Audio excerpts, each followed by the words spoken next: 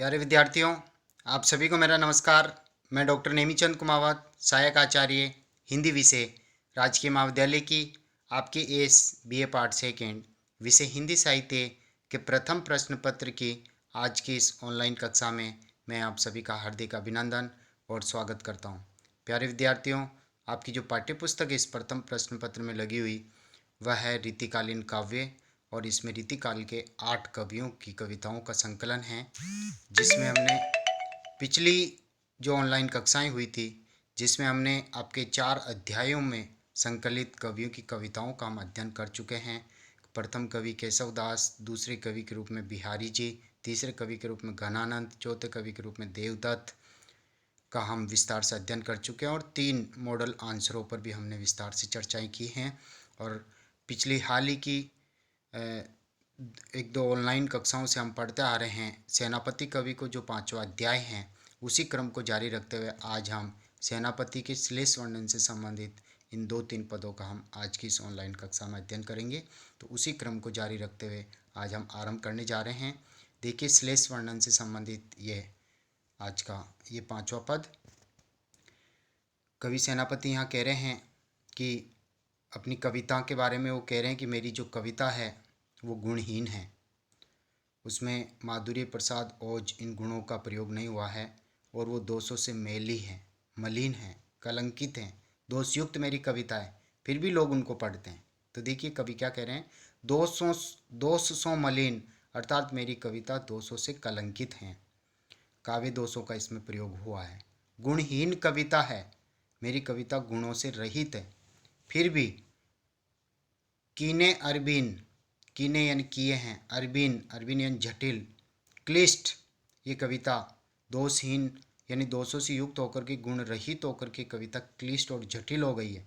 परवीन कोई सुनिए, परवीन यानी प्रवीण, काव्य का मर्मज्ञ ज्ञानी व्यक्ति अवश्य ही इस कविता को पढ़ेंगे, सुनेंगे और इनसे रस प्राप्त करेंगे। बिन ही सिखाए सब सीखिए, यानी ये मेरी कविता बिना सिखाए ही सब कुछ सिखा देगी।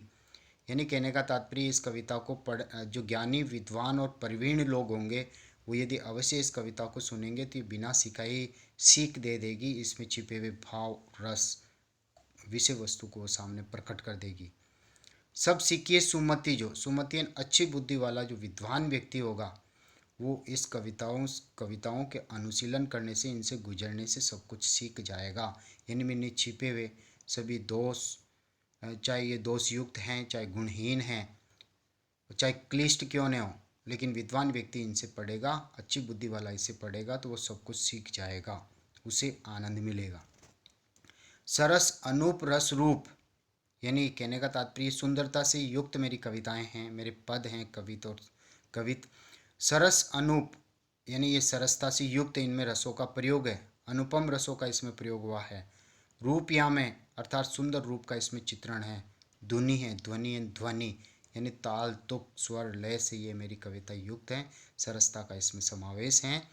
दूषण को करी के, अर्थात मैंने ये दोषों से युक्त कविता रच के, दोषपूर्ण कविता करके, कवित बिन भूषण को, भूषण यानी आभूषण यानी अलंकार, बिना अलंकारों का प्रयोग किए हुए मैंने ये दोषों से युक्त इन मेरी कविता रची है, मैंने कविताएं लिखी हैं जिनमें कवित छंद का प्रयोग किया है। जो करे प्रसिद्ध ऐसो कौन सुर मुनि है, अर्थात दोष युक्त कविता लिख करके बिना अलंकारों का प्रयोग करते हुए, यदि कोई व्यक्ति कविता लिखता है, कोई कवि कविता लिखता है, तो ऐसा कौन सा ऋषि मुनि हुआ जो ऐसी कविताएं लिख करके प्रसिद्ध हो गया हो संसार में। अर्थात कोई कवि दोषयुक्त कविता का सृजन करके कभी प्रसिद्ध नहीं हुआ है, लेकिन फिर भी कवि सेनापति कह रहे कि मैंने ऐसी कविता लिख करके भी मैं प्रसिद्ध हुआ हूँ, मैंने ख्याति अर्जित की है, क्योंकि इन दोषयुक्त इन कविताओं में भी दोहरे काम मैंने किए हैं। और दोहरा है, रामे अर्चत, अर्चत यानी अर्चना, मैंने प्रभु राम की पूजा भी इनमें की है, अर्चना इसमें की है, उनकी वंदना की है। सेनापति चर्चत, सेनापति कवि कह रहे हैं कि मैंने चर्चा की है, दो यानी 2 काम किए। एक तो मैंने काव्य की चर्चा की है, गुणों की, दोषों की, रस की मैंने चर्चा की, अलंकारों की चर्चा की, साथ ही प्रभु श्री राम के प्रति आस्था, श्रद्धा, भक्ति आदि की भी मैंने चर्चा की। तो कवित रचत याचे पद चुनी, अर्थात मैंने इसलिए इन कविताओं की रचना करने के लिए मैंने सावधानी से पदों को चुन चुन करके मैंने रचना की है। इसलिए जो विद्वान व्यक्ति होगा, ज्ञानी व्यक्ति होगा, वो इन कविताओं का अनुशीलन करने से वो रस की अनुभूति प्राप्त कर सकेगा। तो ईश्वर की पूजा से मुझे आशीर्वाद मिला है, इसलिए मुझे प्रसिद्धि प्राप्त हो गई। अगला जो पद है देखिए, तुकन सहित भले फल को धरत सुधे, दूरी को चलत जे हैं धीर जिए जारी के। यानी हाँ, दोहरा अर्थ हम ले सकते हैं श्लेष अलंकार का प्रयोग करते हुए। तुकन, तुकन यानी तुक सहित, तुक सहित भले फल को धरत सुधे, दूरी को चलत जे धीर जिए जारी के। यानी मेरी कविता तुकों से मंडित है, ताल तुक लय स्वर इनमें मौजूद हैं। तो तुकन सहित भले फल को, भला फल यानी अच्छे उद्देश्य से, सौद्देश्य मेरी कविता है, अच्छा फल देने वाली है, उद्देश्यपूर्ण मेरी एक कविता है। दूरी को चलत जे, दूरी को चलने का तात्पर्य काफ़ी दूर तक अपना प्रभाव छोड़ते हैं।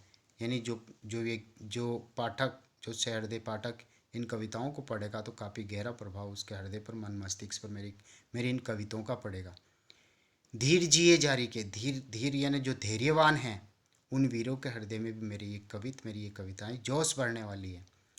लागत विविध पच सोवत है, लागत विविध यानी ये सबको अच्छी लगने वाली है।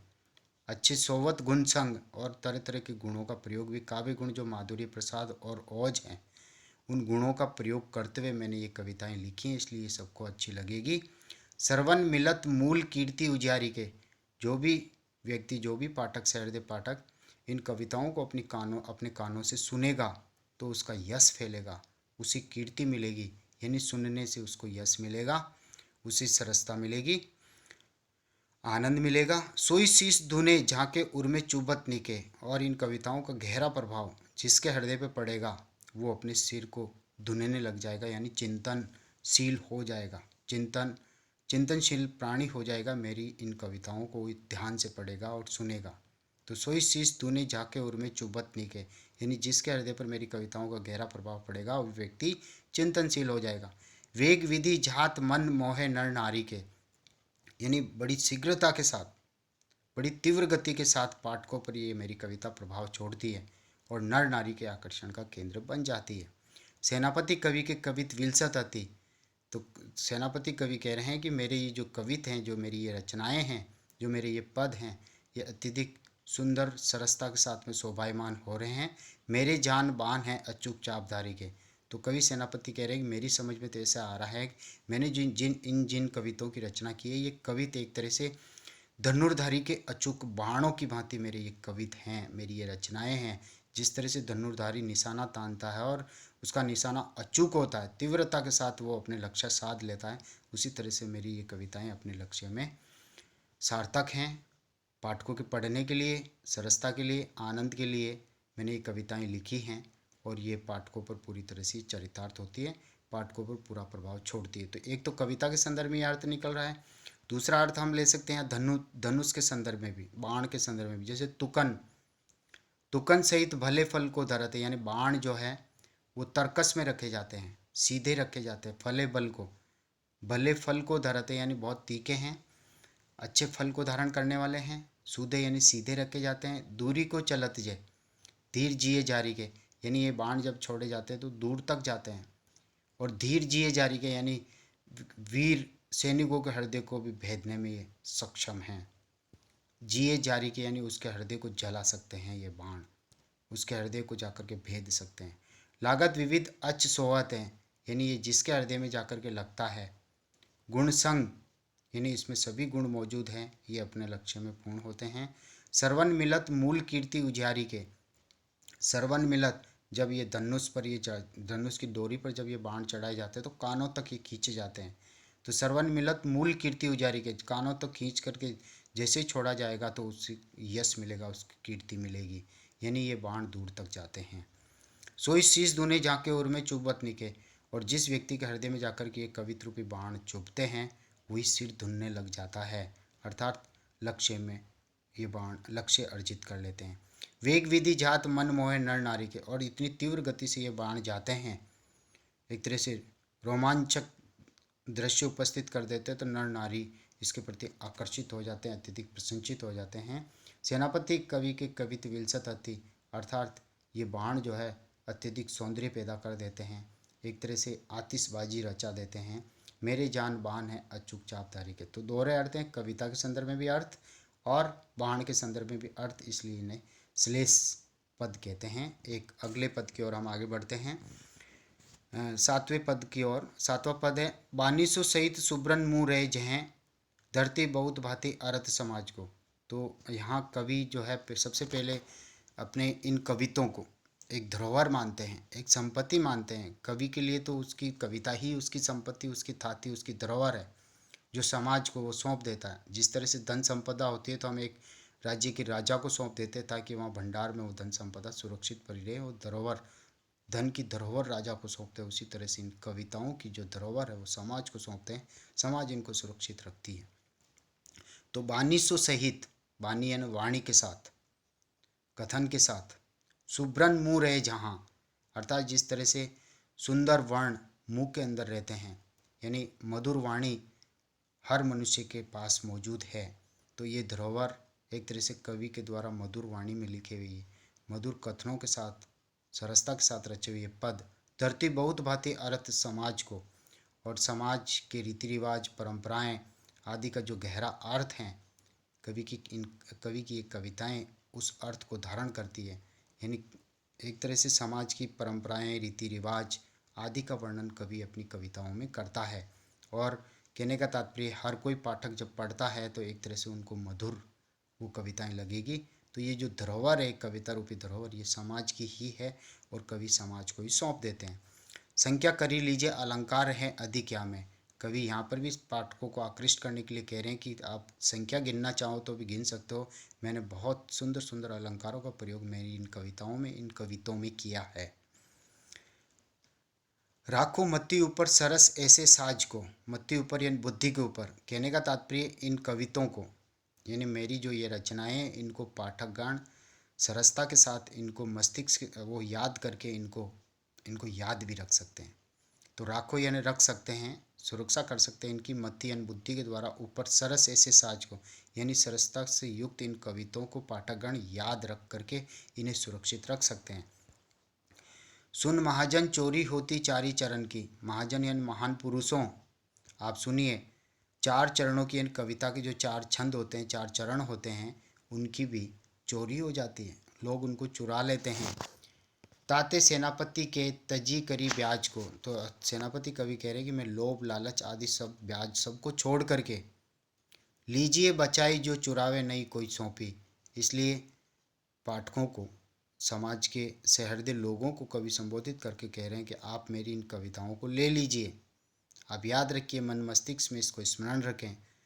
बचाई जो चुरावे नहीं कोई सौंपी, वित्त की सी थाती में कवितन की राज को, अर्थात कवि गणों को, कवि समाज को, मैं कवि समाज रूपी इस राजा को, मैं मेरे इन कवित्व रूपी इन धन को, इस धरोहर को मैं सौंपता हूँ ताकि आप इन्हें सुरक्षित बनाए रखेंगे, अन्यथा इन कविताओं की चोरी हो जाएगी, हर कोई इनको चुरा लेगा।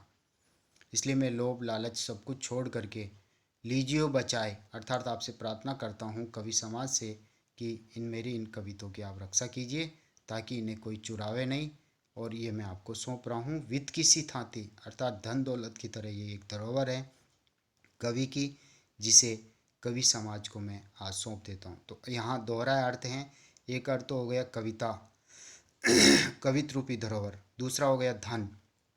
जिस तरह से धन संपदा जो होती है वो धन संपदा हम राज्य में अपने राजा को सौंपते हैं और राजा से प्रार्थना करते हैं कि इस धन संपदा की आप रक्षा करना। तो बानिसों सहित सुब्रन, सुब्रन यानी स्वर्ण, सोना, दोहरे अर्थ निकल रहे हैं। पहले सुंदर वर्ण के अर्थ में लिया, सुंदर सुंदर वर्णों का प्रयोग कविता में, और अब ये सुब्रन एक तरह से सोने का प्रयोग। तो सोना कितना कीमती होता है, तो बानिसों सहित, बानी यानी कवि वचन दे रहे हैं यहाँ पर, बानिसों सहित सुब्रन मुँह रहे जहाँ। कहने का तात्पर्य ये सुंदर सोना जिसके प्रति हर कोई आकृष्ट होता है, हर कोई प्रशंसा करता है इस सोने की, ये धरोहर है। धरती बहुत भांति अर्थ समाज को, अर्थ यानी धन, जिस तरह से धरती यानी धारण करना, तो कहने का तात्पर्य जिस तरह से राजा के पास में जो भंडार होता है उसमें अर्थ यानी धन संपदा भरी हुई होती है, उसी तरह से सोने की मोहरें उसमें रखी हुई होती है और राजा उनकी रक्षा करता है। संख्या करी लीजिए, अलंकार है अधिक या में। अलंकार यानी धन दौलत, आभूषण, गहने जो सोने से बने हुए होते हैं, कीमती। तो कहने का तात्पर्य इस भंडार में हम संख्या भी कर सकते हैं इन आभूषणों की, ये बहुत हैं उस भंडार में, राजा जिनकी रक्षा करते हैं। राखो मत्ती ऊपर सरस ऐसे साज को, और राजा जो है अपने पास ही उस भंडार को रखता है, क्योंकि वो समाज के काम आने वाली धन संपदा है। सुन महाजन, इसलिए महाजन को कहा जा रहा है यहाँ पर। बनिया जाति एक तरह से महाजन जो धन संपदा का ही कार्य करते हैं, ब्याज आदि का कार्य करते हैं। तो सुन महाजन, चोरी होती 4 ही चरण की। आज तो 4 कौड़ियों की भी लोग चोरी कर लेते हैं, इसलिए ये धन संपदा मैं तुम्हें सौंपता हूँ, मुझे कोई ब्याज नहीं चाहिए। ताते सेनापति के तजी करी ब्याज को, इसलिए मैं ब्याज लोभ लालच को छोड़ करके लीजिए बचाए जो चुरावा नहीं कोई सौंपी, अर्थात आपको ये सौंपी हुई धन संपदा हे महाजन जिसे कोई चुरा नहीं सकते, इसलिए आपकी रक्षण में मैं रख रहा हूँ और आप इनकी रक्षा कीजिए। तो यहाँ कवित तन का तात्पर्य हो गया, एक तरह से महाजन जाति को कवि जिस तरह से हम धन संपदा सौंपते हैं, उसी तरह से कवि की धन संपदा एक तरह से उनकी कविता, उनकी कविताएं हैं जो कवि समाज, कवि गणों को, सहृदय पाठकों को कवि सौंप देते ताकि उनकी रक्षा स्मरण करते हुए पाठक गण सरसता के साथ उनको याद रख सकें। तो प्यारे विद्यार्थियों, ये दोहरे अर्थ इनमें निकले, इसलिए श्लेष वर्णन ये कहलाता है। आज की इस ऑनलाइन कक्षा को यहीं समाप्त करते हैं। अगली जो ऑनलाइन कक्षा होगी उसमें हम श्रृंगार वर्णन से आरंभ करेंगे। प्यारे विद्यार्थियों, जो पहली बार विद्यार्थी इन वीडियोज़ को ओपन करके देख रहे हैं यूट्यूब चैनल पर, तो इन्हें लाइक ज़रूर करें और कॉलेज की यूट्यूब चैनल को आप सब्सक्राइब जरूर करें, क्योंकि सब्सक्राइब करने पर ही आपकी महाविद्यालय में ऑनलाइन उपस्थिति सुनिश्चित हो सकेगी। प्यारे विद्यार्थियों, धन्यवाद। आज की इस ऑनलाइन कक्षा को मैं यहीं समाप्त करता हूँ। जय हिंद, जय भारत।